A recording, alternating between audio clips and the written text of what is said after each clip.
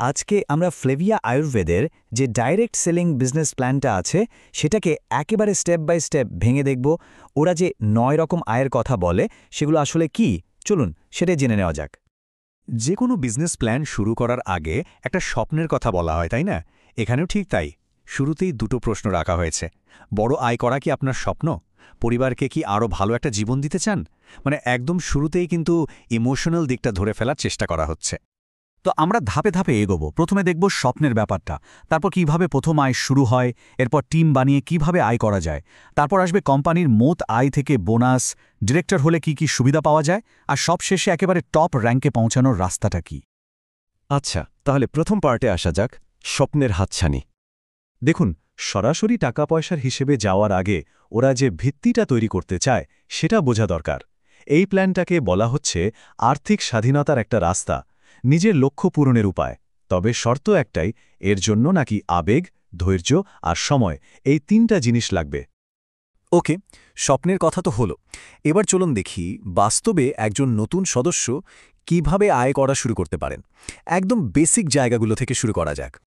এই পুরো প্ল্যানটা বুঝতে গেলে একটা জিনিস আগে ক্লিয়ার হতে হবে, আর সেটা হলো বিজনেস ভলিউম বা বিভি। এটা আসলে একটা পয়েন্ট সিস্টেম, মানে প্রত্যেকটা প্রোডাক্টের সাথে কিছু পয়েন্ট জুড়ে দেয়া আছে, আর যত রকমের কমিশন, বোনাস যাই হোক না কেন, সব কিছুর হিসাব হবে এই জমানো বিভির ওপর ভিত্তি করে। সো বিভি হলো এখানকার কারেন্সি বলতে পারেন। তো প্রথম আয়টা হলো রিটেল বেনিফিট, একদম সহজ ভাষায় খুচরো লাভ। ধরুন আপনি ডিস্ট্রিবিউটর প্রাইসে একটা জিনিস কিনলেন, সেটার যা এমআরপি মানে সর্বোচ্চ খুচরো মূল্য, আপনি সেই দামে বিক্রি করতে পারবেন। যেমন এখানে বলা হচ্ছে ১০০০ টাকার কোনো প্রোডাক্টে প্রায় ৫০% পর্যন্ত ছাড় পাওয়া যায়। মানে কিনলেন কম দামে, বেচলেন এমআরপিতে, মাঝখানের টাকাটা আপনার লাভ। আয়ের সবচেয়ে সোজা রাস্তা এটাই। শুধু একা একা বিক্রি করে তো আর বড় আয় হয় না। তাই এবার আসা যাক পরের ধাপে, যেখানে টিম তৈরি করা আর সবার পারফরমেন্স মিলে আয়টা বাড়তে থাকে। দ্বিতীয় আয়টা হলো পারফরম্যান্স বোনাস। এই টেবিলটা দেখুন, আপনার আর আপনার টিমের মোট বিজনেস ভলিউম মানে বিভি যত বাড়বে, আপনার বোনাসের পার্সেন্টেজও তত বাড়তে থাকবে। যেমন ১ বিভি থেকে শুরু করে প্রায় ১০,০০০ পর্যন্ত ৫%, আবার ১ লাখ পার হয়ে গেলে ১১%। আর সবচেয়ে ইন্টারেস্টিং ব্যাপার হলো এই বিভিটা নাকি কখনো জিরো হয় না, মানে যা জমবে তার উপরই পরের মাসের হিসেব হবে। তাই আপনার লেভেল শুধু উপরেই উঠবে, নামার কোনো সুযোগ নেই।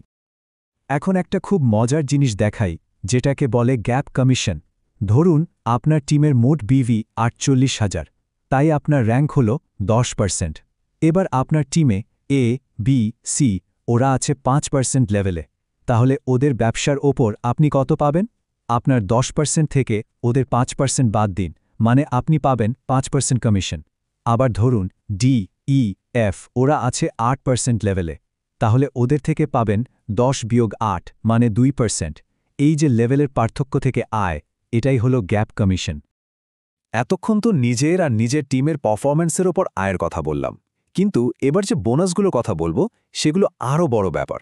কারণ এগুলো শুধু আপনার টিমের ওপর নির্ভর করে না, এগুলো আসে পুরো কোম্পানির মোট বিক্রির একটা অংশ থেকে।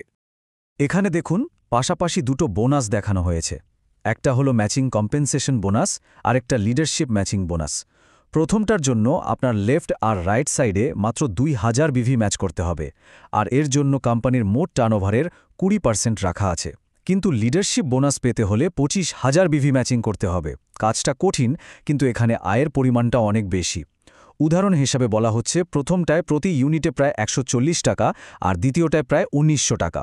মানে বড় টার্গেট নিলে রিটার্নটা অনেক বড়। আচ্ছা, এতক্ষণ তো বোনাসের কথা হলো। এবার চলুন দেখি যখন কেউ ডিরেক্টর র্যাঙ্কে পৌঁছে যায়, তখন তার জন্য কি কি বিশেষ সুবিধা অপেক্ষা করছে। এখানে একটা বিষয় খুব পরিষ্কার করে বোঝা দরকার। শুধু একবার ডিরেক্টর হয়ে গেলেই কিন্তু হবে না। এই বিশেষ বোনাস বা ফান্ডগুলো চালু রাখতে হলে প্রতি মাসে একটা নির্দিষ্ট পরিমাণ টিম বিভি ধরে রাখতে হয়। যেমন ডিরেক্টর বোনাসের জন্য মাসে ৩০,০০০ টিম বিভি। আবার ট্র্যাভেল ফান্ড, কার ফান্ড বা হাউস ফান্ডের জন্য নির্দিষ্ট র্যাঙ্কটা ধরে রাখতে হয়। যেমন গোল্ড ডিরেক্টর র্যাঙ্ক পরপর ৩ মাস ধরে রাখলে কার ফান্ড পাওয়া যাবে। এই চার্টটা কিন্তু পুরো ব্যাপারটা একবারে দেখিয়ে দিচ্ছে। দেখুন কোম্পানির মোট টার্নওভারের কত বড় একটা অংশ বিভিন্ন ফান্ড আর বোনাসের জন্য ভাগ করে রাখা হয়েছে। ম্যাচিং বোনাসের জন্য 20%, ডিরেক্টর আর লিডারশিপ বোনাসের জন্য 14% করে, আবার ট্রাভেল, কার, হাউস ফান্ডের জন্য আলাদা পার্সেন্টেজ। মানে যত উপরের র্যাঙ্কে ওঠা যাবে আয়ের ভাগটাও তত বড় হতে থাকবে। আমরা প্রায় শেষের দিকে চলে এসেছি। এবার চলুন দেখি সেই সব পুরস্কারের কথা যেগুলো একেবারে টপ র্যাঙ্কে পৌঁছানোর জন্য মোটিভেশন হিসাবে কাজ করে। অন্যান্য সব আয়ের বাইরেও একটা আলাদা ট্রেনিং ডেভেলপমেন্ট ফান্ড আছে। এটা হলো ওয়ান টাইম রিওয়ার্ড, মানে যখনই কেউ নতুন কোনো র্যাঙ্ক অ্যাচিভ করবে তখনই সে এই ফান্ড থেকে একবারের জন্য নগদ টাকা আর কিছু প্রোডাক্ট পুরস্কার হিসেবে পাবে। এই টেবিলটা দেখুন কি দারুণভাবে দেখানো হয়েছে। ডিরেক্টর হলে ৩,০০০ টাকা ক্যাশ আর ১,০০০ টাকার প্রোডাক্ট। ব্রোঞ্জ ডিরেক্টর হলে ৫,০০০ টাকা ক্যাশ, ২,০০০ টাকার প্রোডাক্ট। এভাবে র্যাঙ্ক যত বাড়ছে পুরস্কারের পরিমাণও কিন্তু লাফিয়ে লাফিয়ে বাড়ছে। একেবারে ক্রাউন ডিরেক্টর হলে এককালীন ১ লক্ষ টাকা ক্যাশ রিওয়ার্ড। এটা র্যাঙ্ক বাড়ানোর জন্য একটা বিরাট বড় মোটিভেশন, তাই না? আর সব শেষে ওদের একটা খুব বড় দাবি আছে। ওরা বলছে এই ইন্ডাস্ট্রিতে অন্যেরা যা ১০-১৫ বছরেও করতে পারে না, ফ্লেভিয়াতে সেটা নাকি মাত্র ৩ বছরেই সম্ভব। এটাই সম্ভবত ওদের সবচেয়ে বড় সেলিং পয়েন্ট। তো পুরো প্ল্যানটা দেখে আমরা বুঝলাম যে এখানে একটার পর একটা মোট ৯ রকম আয়ের সুযোগ রাখা হয়েছে। কিন্তু প্রশ্নটা হলো, এই সব আয়কে বাস্তবে পরিণত করতে ঠিক কতটা পরিশ্রম, সঠিক কৌশল আর লেগে থাকার মানসিকতা দরকার? এটাই হয়তো সবচেয়ে বড় চ্যালেঞ্জ।